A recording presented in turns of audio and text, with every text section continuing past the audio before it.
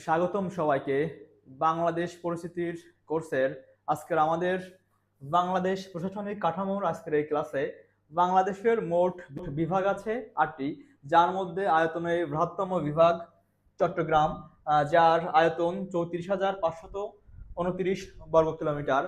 বাংলাদেশের জনসংখ্যার দিক থেকে বৃহত্তম বিভাগ ঢাকা বিভাগ, যার জনসংখ্যা বর্তমানে প্রায় 4,82,00,000।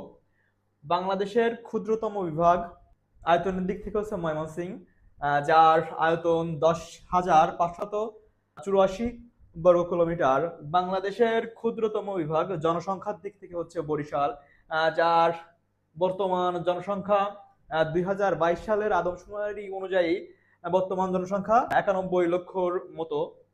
বাংলাদেশের মোট জেলা আছে 64টি, যার মধ্যে বৃহত্তম জেলা আয়তনের দিক থেকে হচ্ছে রাঙামাটি, যার আয়তন প্রায় 6,116 বর্গ কিলোমিটার। এবং বাংলাদেশের ক্ষুদ্রতম জেলা হচ্ছে আয়তনের দিক থেকে নারায়ণগঞ্জ, যার আয়তন হচ্ছে 684 বর্গ কিলোমিটার।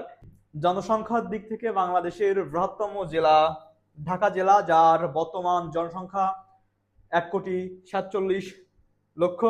এবং জনসংখ্যার দিক থেকে বাংলাদেশের ক্ষুদ্রতম জেলা হচ্ছে বান্দরবন, যার জনসংখ্যা প্রায় 4,81,000।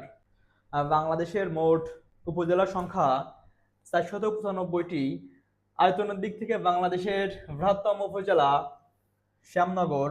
জনসংখ্যার দিক থেকে বাংলাদেশের বৃহত্তম উপজেলা হচ্ছে গাজীপুর সদর।